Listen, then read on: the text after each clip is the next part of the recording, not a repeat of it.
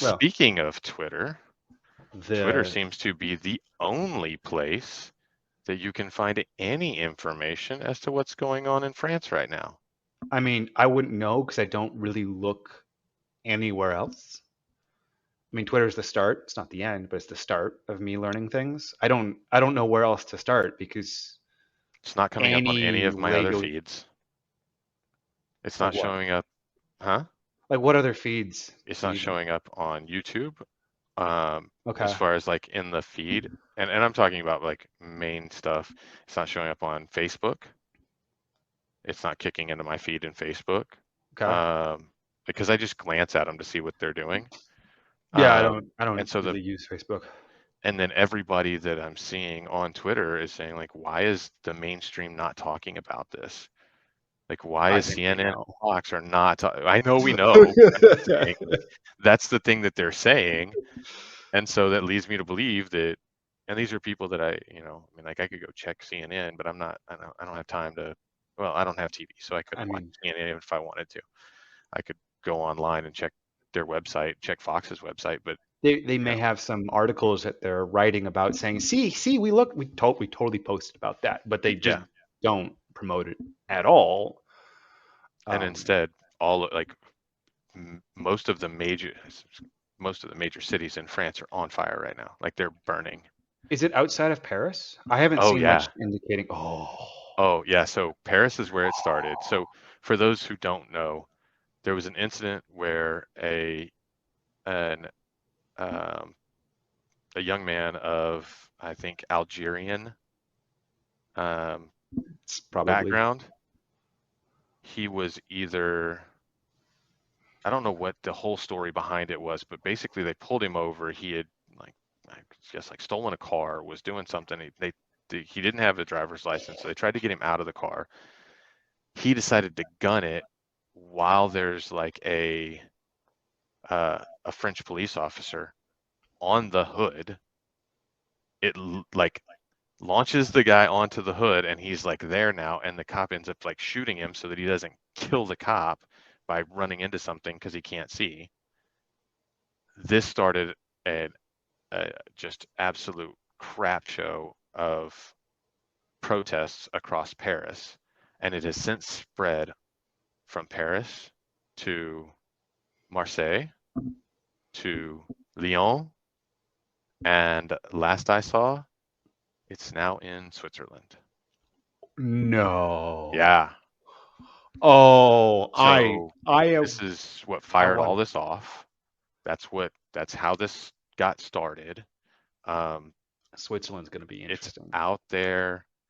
The thing that's really sketchy right now is that these protesters have broken into French armories and are now armed with semi automatic and what appears to be belt fed weapons.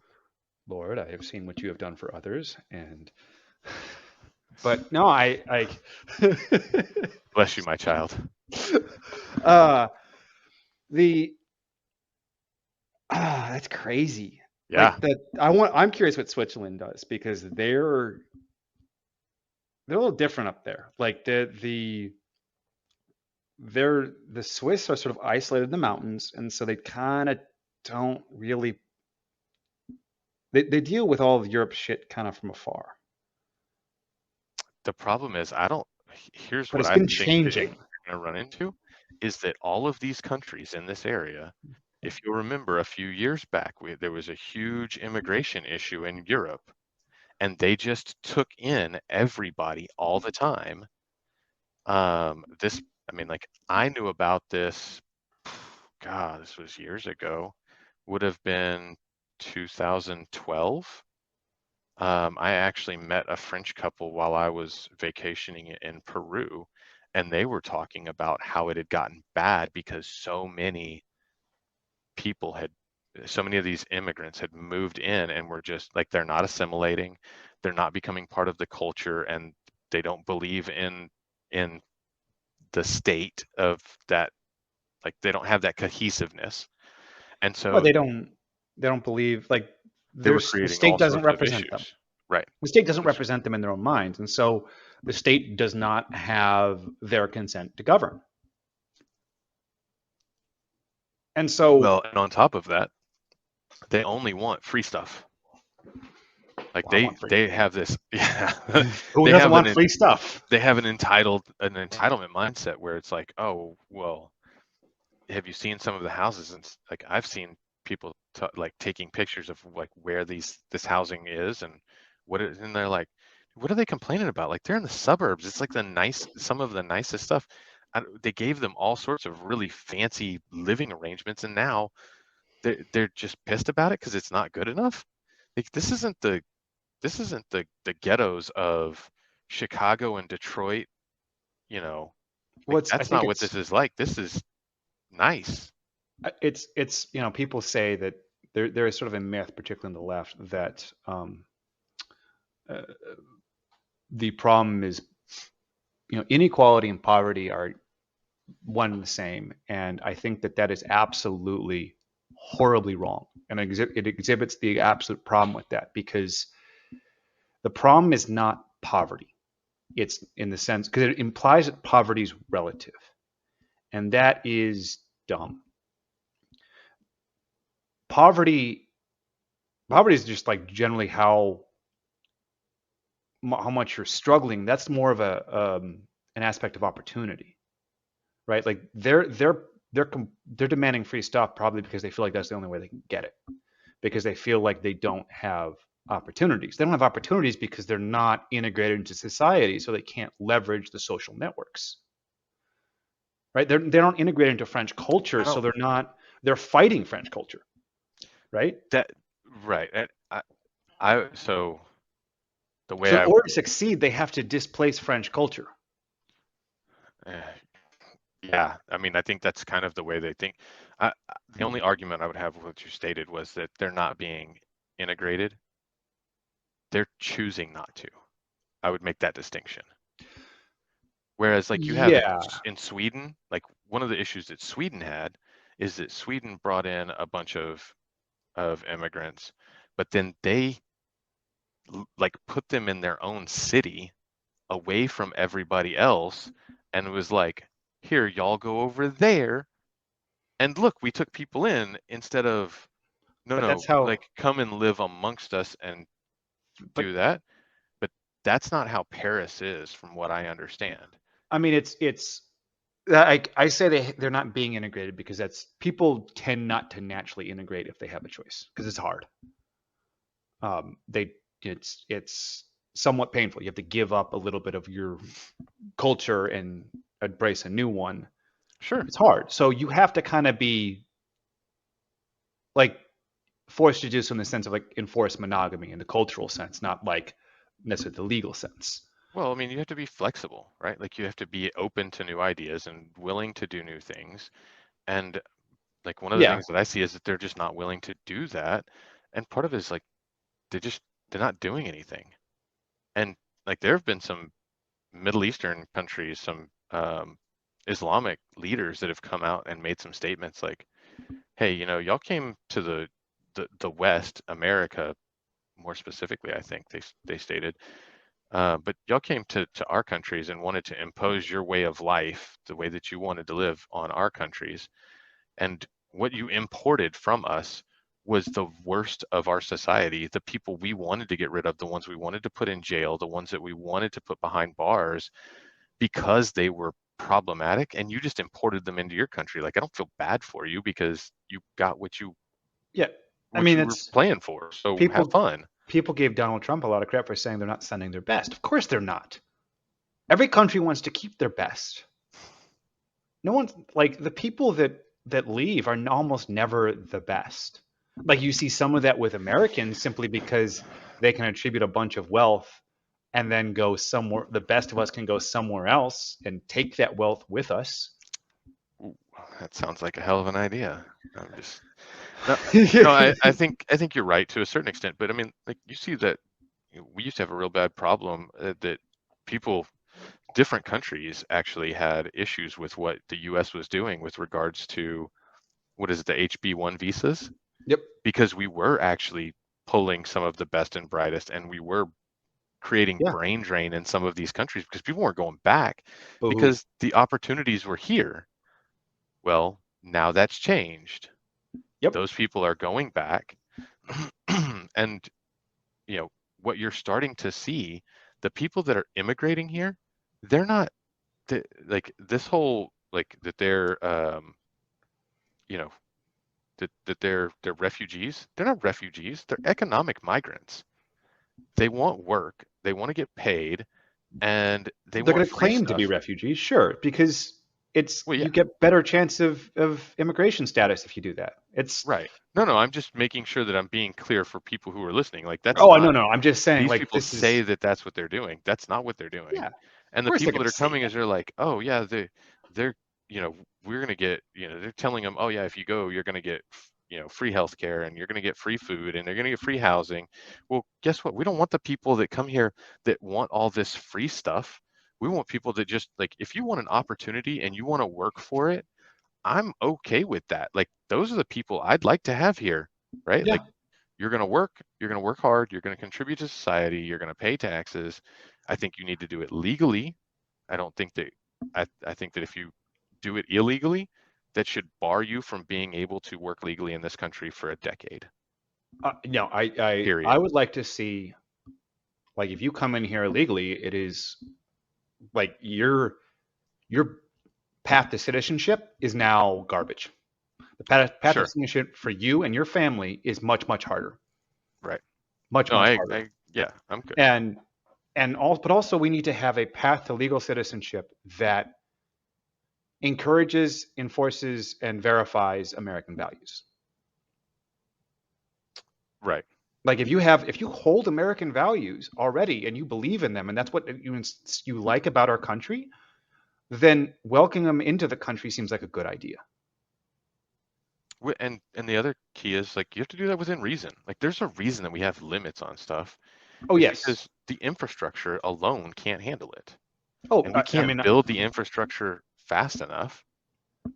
So, I think it needs to be a absolute limit on immigration, and it needs to be like we need to prioritize based on the quality of the immigrant, basically. I mean that in the sense of like how much they are going to be contributing to society in both the literal productive sense, but also the um, like cultural sense, like sure. reinforcing versus eroding American values. Right. And some of that you have to figure out exactly what are the American values, but I think I don't think some of them are obvious, others less so. Yeah. I mean, honestly, I'm of the opinion right now that we need to just pause all immigration for like if we were taking 1 million people a year, right? And we decide, you know what, 2 million is probably a better number. We want to double that or even triple that, say 3 million a year. Well, we've like in the last few years, and like we've gone way past that. Okay, well if that's the case, then we need to like you put all immigration on hold for 5 years. Like, sorry. Yeah, and maybe you say, oh well, there's token exceptions, so that means effectively 10,000 people get in per year instead of a Well, I mean, million. I think that there are that's and so let's be clear. That's for people who want that are like economic migrants, Right, right? right, If you like if like say, say we had a friend that we know that happened to find a wife overseas, he wanted to bring her back here. I think right, that's an exception and that doesn't fall under that same category because right. If of you that. like, But there's certain things I'd like to see be easier to at least get a permanent resident. Like if you're living overseas and you married somebody and you wish to come back, you shouldn't have to break up the family to do that. right. Now there's certain things where it's like you don't want to have people, selling uh, marriage certificates for the U.S. for the sake of like that in They're doing itself that is a anyway. loophole. What's that? They're doing that anyway. Yeah, but I mean, you want to make it a little more difficult. I mean, I think there's the like I think that that it should be very clear that if you well and this is actually an option, they just never exercise it, is that if you like if you divorce, like Like you get married, get American citizenship, and you get divorced, they can withdraw your citizenship. They can revoke your U.S. citizenship, and I I mean, think they should. I Like, here's the think deal: like, don't you need to understand? And I think this goes to a conversation we've had previously. Like, you don't get to have that. Like, have your cake and eat it too. Know what you're getting into in the contract you're signing, because if you decide, oh well, I don't want to be with him anymore, and I'm going to divorce him, and then I can just stay here, that ain't the case. We're going to revoke your citizenship. You're going to get it, you know, right. deported back to wherever you came from. Sorry. Yeah, I mean, I think it should be pretty easy to get a permanent residency. As like, I almost think that as if you were married to an American citizen during the course of the marriage, you should have almost automatic status for permanent residency. Oh yeah, absolutely. Um, and the problem is currently you don't. Right. That's more what I'm thinking. As far as citizenship goes, I'm like, okay, well, it should be a process. You should it should be something like making contingent on being married seems to make sense. If that was the path to citizenship, then if it dissolves, then you go back to if you've been living in the States for a while, maybe you can get to be a permanent resident, but you could also that can be revoked based on Well, your conduct. I think you would have to apply for permanent residence if you get divorced and marriage Yeah. was your path to citizenship. Your citizenship's going to be revoked. You have X number of days to, Yeah. because No, the divorce process is not a slow process, or not a no, fast no. process. Sorry. Anyways, but it's not a fast process. So you've got time. So Yeah. you need to be applying for and knowing that your citizenship's going to be revoked. Sure. And yeah, you have to apply for So permanent you need to residency. apply for permanent residence, and that will be taken on a case by case basis. And I mean, I maybe you kind of maybe you get to keep, maybe you get it, maybe you don't. Maybe you get a temporary residence permit. yeah. I mean, I guess my thought would be, and I guess you're right, case by case, depending on how long have you been here, how have you conduct, like, were you a citizen in good standing? Sure. That and duration. Yeah, I think absolutely. I think that makes sense. Yeah. I mean, how long have you been here? I think is Right. a, a reasonable item to look at. But I You mean, I know, think we're just what getting is, into huh? we're just getting into like more Oh yeah. marriage law stuff. I mean, there's a lot we could happily talk about this for a while, but I think the Paris stuff like that, kind of getting back to it, Dude, that's coming. man, like that's a playbook for here like That's 2024 US. Like, this let's call is shots right now. yep, Bet summer money 2024. 1 year from now is it? Oh yeah, the timing. right before the election. 1 year from now, you could see very similar stuff in the States. Yep. This is maybe not an overt playbook, but it's the direction their playbook is taking us. Correct. It's this is the problem of a non-integrated foreign culture taking roots. Hmm. And it's I mean some people talk about it being we have a multicultural democracy inside of a constitutional republic, and that's our current problem. I I wonder if the problem is straight up a true multicultural democracy because I do not know that there is anything cohesive holding a multicultural democracy together. Without coherent and consistent culture, what makes you a single people? Historically, there's never been. And I can conceptually, I don't know how you have that. Now, France is something different where you actually have, it's not really a multicultural environment, it's just a separate Islamic culture, distinct from the Oh French yeah. culture. Right. And it's taking over. I mean, this is actually how um, countries came up, new countries, true countries, truly new peoples even came into existence. Is that you would have people, migrants, people move across, and then they start globbing and settling on together in a region and form a new people in the sense Right. of But that would, cultural values and all. yeah. But That's not going to happen here. I mean, That's not what this is. Because no, here's the other no, thing: I'm saying it's Europe has this problem throughout the vast majority of Europe, where they my, have. right. I'm not saying it's going to happen. I'm saying it's given that like it can't happen because we're too crowded. Because there's not like empty land where no one was living that these new people could settle in. Oh no, that's not true. And I there's everything is kind of claimed. You're going to run into people almost immediately. Okay, But so to a certain extent, yes, right? Like, but at the same time, there are vast swaths of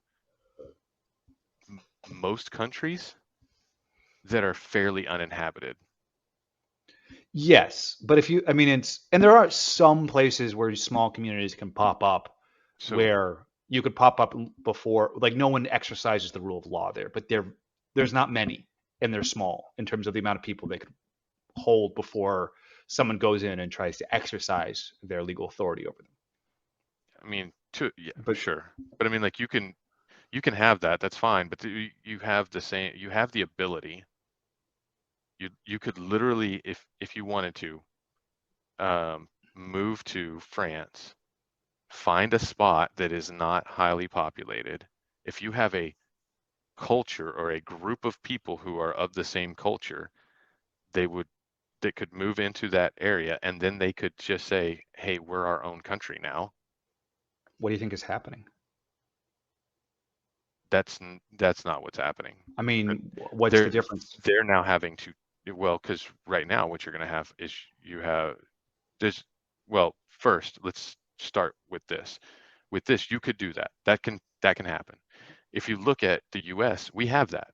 We have the Amish and the Mennonites who kind of they operate outside of the Yeah, kind of. I mean, they're government. done like they butt heads with the government frequently, Sure, and they only they're absolutely do. only basically allowed to do so simply because of existing restraints on the government. Right. And they only do so because they stay, they basically stay within their own community and they don't cause problems to the larger communities, to So communities they're around them, vassal states of the United States, basically. essentially. Yeah. But you see Um, this in Central and Eastern Europe a lot. I mean, like, look at the Czech Republic and what happened there in the 90s, right? You had the same kind of thing go on, and what happened? Civil war, everybody's fighting each other. These are the things that you're going to see happen. The problem that you've got right now, what's happening in France, is that this is in major cities. And so these are major population areas, which means now you have two major populations that are competing for the same resource. And that's where you're going to have serious problems. oh Whereas yes. if No, you just went, if you just took a group of people into rural France and said, hey, this is ours now, and hey, we're gonna just live here and do things, you don't have this interaction, you don't have this strife that you're having now. right, That's where you're gonna because you're have not. that. They're gonna have to tear down all of the old in order to build the new.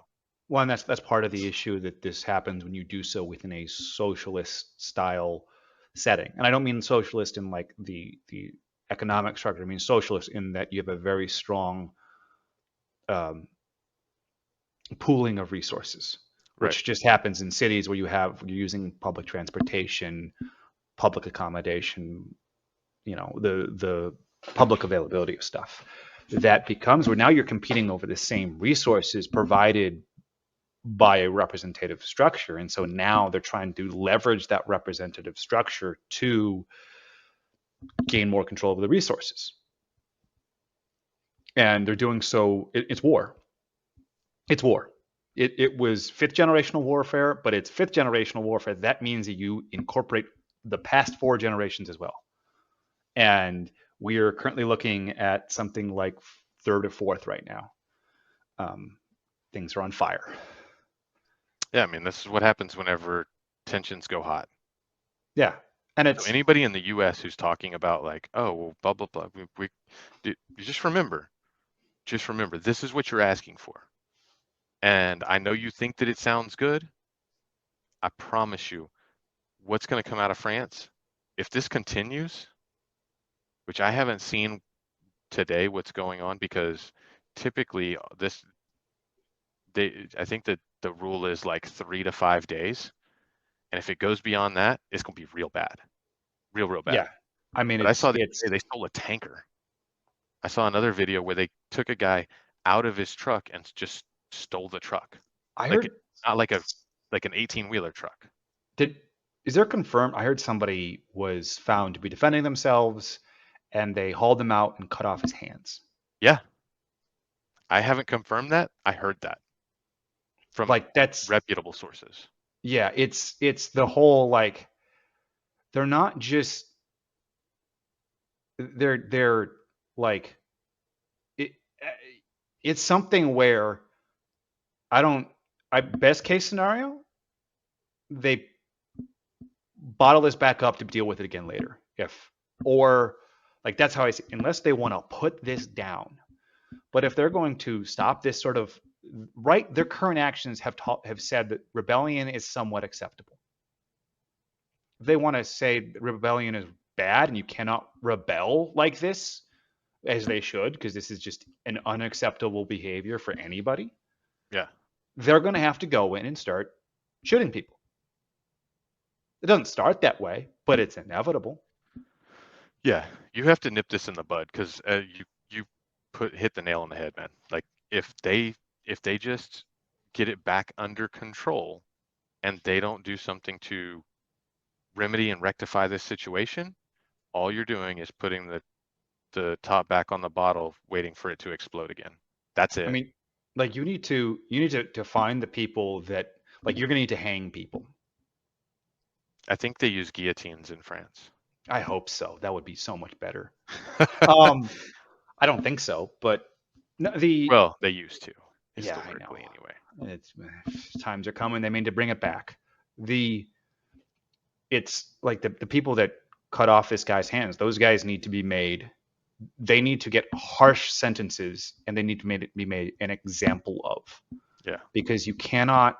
That's particularly I don't say egregious, but dangerous to the state because it represents the core of an opposing structure.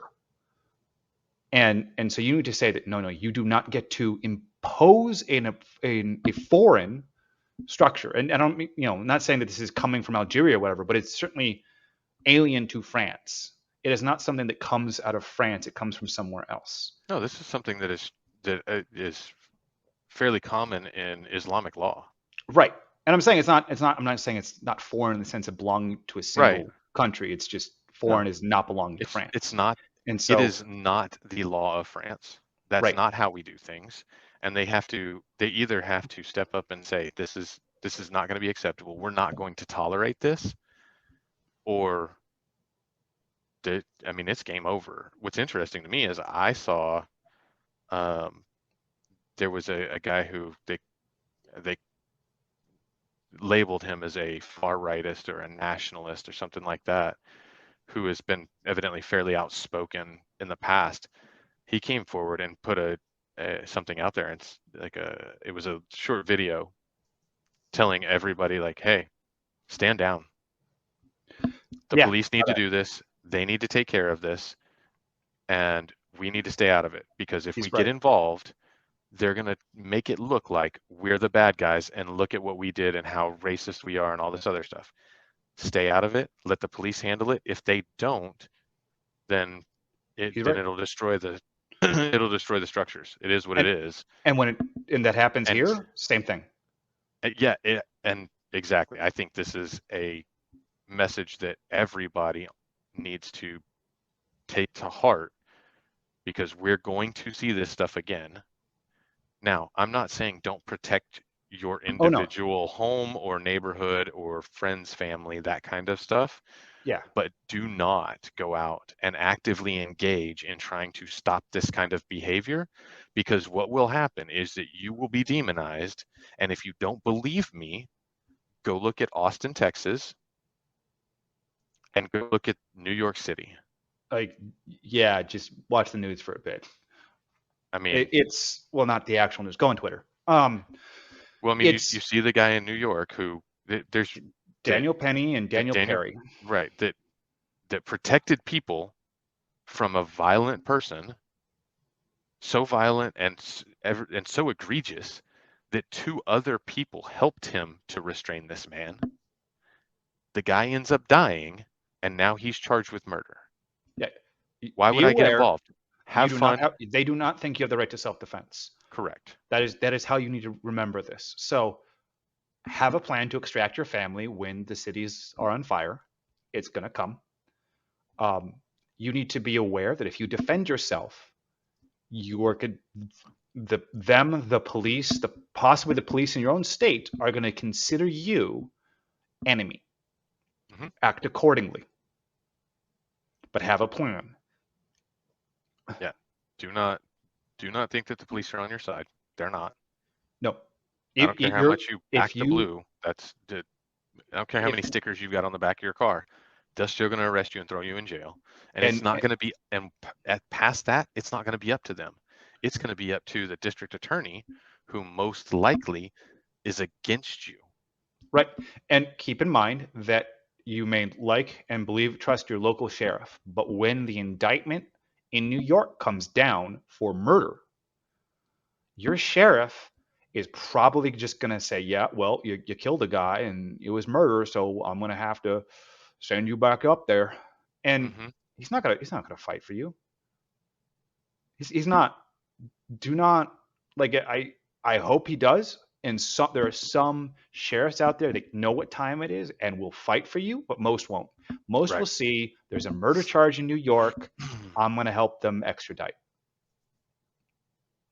Yeah. And that if you don't think if you think that you're like that's going to happen with your state AG or your DAs, like they're all going to help extradite you to wherever they need to.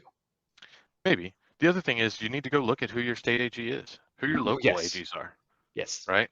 Those, look at who they are, who's who they support, who's supporting them, and where the money that they get to uh, campaign, where that money's coming from. Like, that's the reality. You need to be aware of those things so that you can be prepared when the time comes.